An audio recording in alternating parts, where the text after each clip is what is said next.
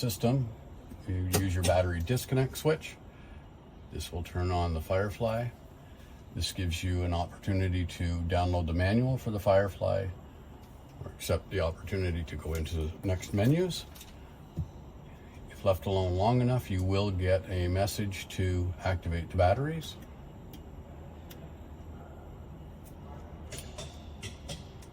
Once the batteries are active, you can then access all of the screens and their availability.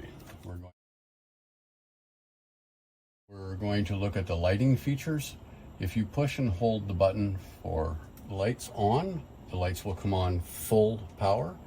If you have any setting other than that, when you turn off the lights, if you slow tap or short tap the on, you will end up with the lights coming on to the settings that they were last at. To turn all lights on, just push and hold. All of your lights are available through the lighting app. In this case, you have access to all of the lights. Each of the lights are dimmable. The arrows up and arrows down will indicate what you can do. As they go through their process, they will go all the way dim and come back full bright, or go full bright and come all the way back. Again, turning the lights off, a quick tap will return them to the settings that they were last at, and a hold on the on will bring them to full brightness.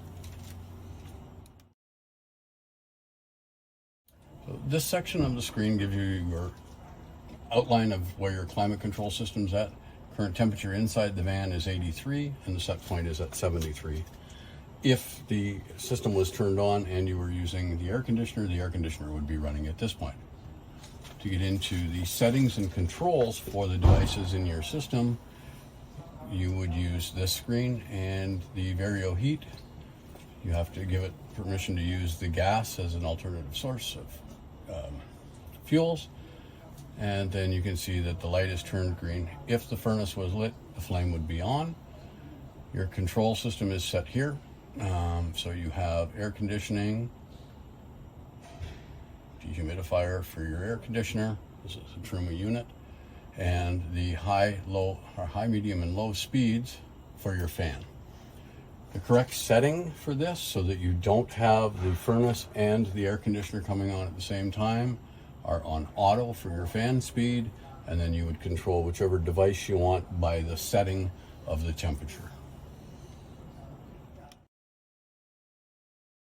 For managing of the water systems, this section of your control is going to give you the basics of what's happening with your coach. Your tank levels are in thirds, except for the LPG, which would be at a percentage of your tank. The AquaGo is now turned off. You would set what you want.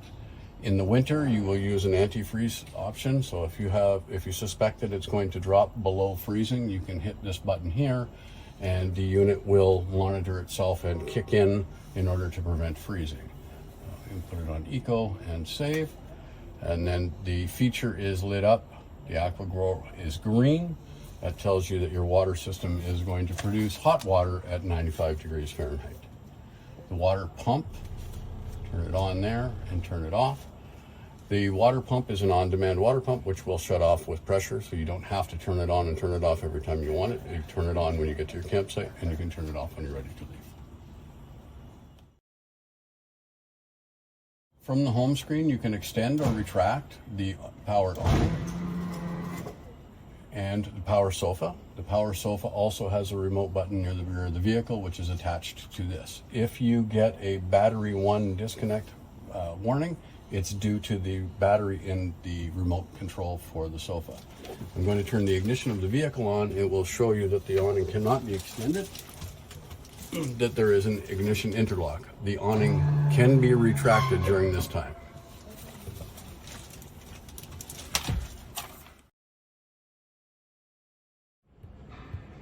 The settings switch allows you to access items that are connected to your Firefly tablet or diagnose issues that are occurring within the coach.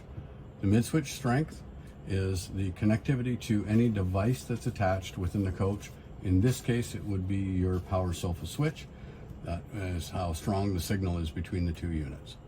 The mobile app is available to download using this QR code, and then connect using these parameters, and then you will wirelessly connect to your vehicle to control features while you are camping.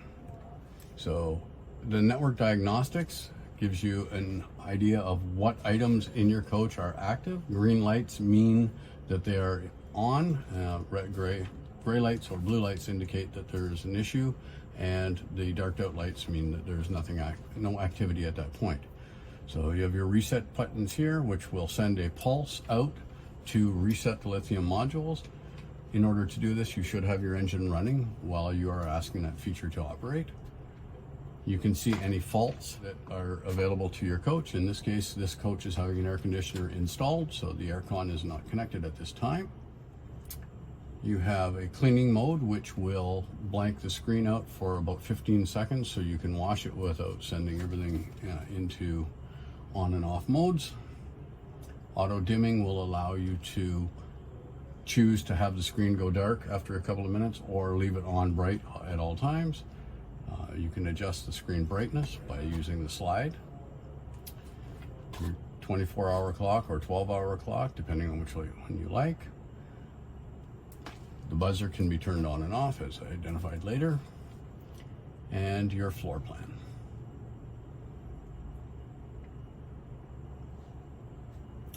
In this case, this is one of the earlier models or updates for the unit. There's a couple of items that can be selected. As the options increased within the vehicles, there are more options available here. At this point, it's good to note that the Dometic air conditioner is standard features, and there is no selection for it, as it automatically defaults to the Dometic air conditioner. There's a low voltage buzzer that can be turned on and off. This buzzer is designed to give you an indication of when you would consider starting the engine if you were boondocking to add a charge to the batteries if you were using a heavy load. At the time that the buzzer goes off, you have approximately 50% of your battery capacity left, and there's no need to panic, and there's no need to charge the batteries immediately. If you don't have a heavy load such as your air conditioner on, your refrigerator will continue to run for hours, and there's no need to panic. One of the features that's displayed on the settings screen is the controller versions. This version may be anywhere from 1.1 to 1.20. You do not need to have the latest version. However, as the vehicles have progressed, there has been some changes with appliances that are in the coaches, and most of these upgrades are for that purpose. So your screen may not be identical to this one.